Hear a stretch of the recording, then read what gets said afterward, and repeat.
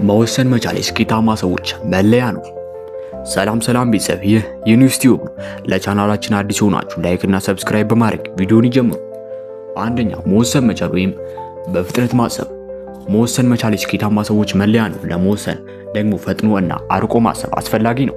ለመወሰን ጊዜ የሚወስዱ ሰዎች መልካም አጋጣሚዎች አንዴ ካለፈ ተመልሶ አለመምጣታቸውን ምንም ዋስትና የለንምና ለመወሰን የዘገየ መሆን የለብንም። ይህ ሲባል ግን የምንወስናቸው ውሳኔ ኃላፊነት የተሞላበትና መረጃ መሰረት ያደረገ መሆን ይገባዋል። ካለመወሰን ግን የተሳሳተ ውሳኔ ወስነን ከስህተታችን መማር ይሻላል።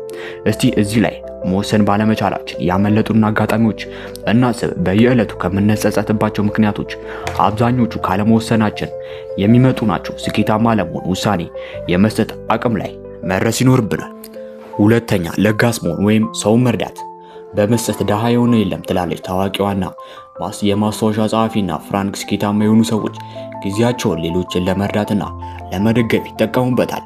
በሰፊው እንደሚታመነው ሌሎችን መርዳትና መደገፍ በአእምሮ ላይ በጎ ተጽዕኖ ይኖረዋል። ራስ ወዳድነትና ስግብግብነት የስኬታማ ሰዎች መገለጫ አይደለም። ይልቁንም እነርሱ የሚታወቁት በልግስናና በደግነት ነው።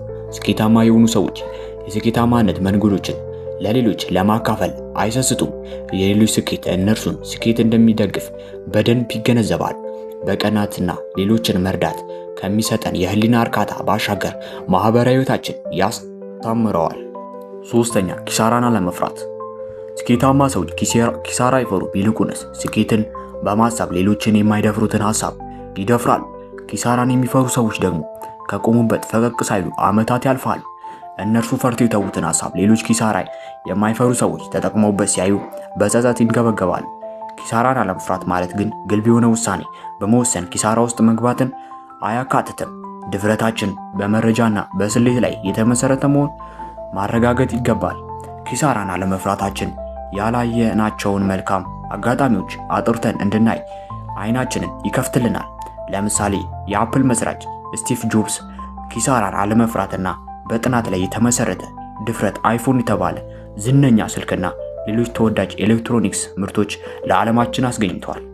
እና ቤተሰብ እስከዚህ ድረስ ቪዲዮን ከተመለከታችሁ ተመቻችኋል ማለት ነው። ላይክ እና ሰብስክራይብ ያድርጉ። አራተኛ፣ እውቀትን መሻት። እውቀት ከሚገኝባቸው መንገዶች ውስጥ አንዱ ማንበብ ነው። ማንበብ እውቀትን ያዳብራል። እውቀት ደግሞ ኃይል ነው። የተሳካላቸው ሰዎች ታሪክ ማንበብ ከህይወታቸው ካሳለፉት ልምድ እንድንማር ከማድረጉን ባሻገር እንድንነቃቃ፣ ለስራ እንድንነሳሳ ያደርገናል። የምናነባቸውን መጽሐፍትና ግን መምረጥ ያስፈልገናል። የሚጠቅሙንንና ጊዜያችንን ያለምንም ፋይዳ የሚያባክኑትን መጽሐፍ መለየት ጠቃሚ ነው። ስኬታማ የሆኑ ሰዎችን ህይወት ብንመለከት መጽሐፍትን ማንበብ ከዕለት ተዕለት ህይወታቸው ጋር የተቆራኘ ነው። ለምሳሌ ፌስቡክ መስራችና ቢሊዮነር ማርክ ዙበርግ በወር 2 በተለያዩ ርዕስ ጉዳዮች ላይ የተጻፈ መጽሐፍትን ያነባል። በስኬት አናት ላይ የተቀመጠው ማርክ ለማንበብ ጊዜውን ማመቻቸት ከቻለ እኛ ወደ ስኬት ለመሄድ መንገድ ላይ ያለን ሰዎች ደግሞ ለማንበብ ጊዜ ሊኖረን ይገባል። በተቻለ መጠን ለስኬታችን የሚያግዙንን መጽሐፍትን በቅድሚያ ሰጥተን ብናነባቸው መልካም ነው። አምስተኛ፣ ጤናችንን መጠበቅ። ስኬታማ ሰዎች ከምንመራቸው ልምዶች መካከል ለጤናቸውና ለአካል ብቃታቸው ቅድሚያ መስጠታቸውን፣ የምንበላው ምግብ እና የምናደርገው የአካል ብቃት እንቅስቃሴ መላ ህይወታችን ላይ ትልቅ ተጽዕኖ ያሳርፋሉ።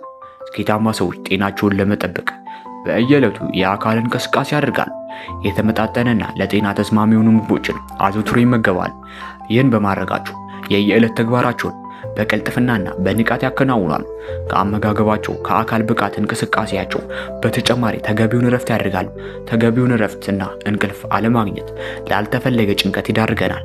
ስለዚህ በቂ እንቅልፍ መተኛት ከአላስፈላጊ ድብርትና የጤና መቃወስ ስለሚያድነን ጠንክረን ከመስራታችን ጎን ለጎን በቂ እንቅልፍ ማግኘት ግድ ይላል።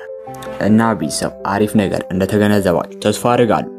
በሌላ ቪዲዮ እስክንገናኝ መልካም ጊዜ ይሁንላችሁ።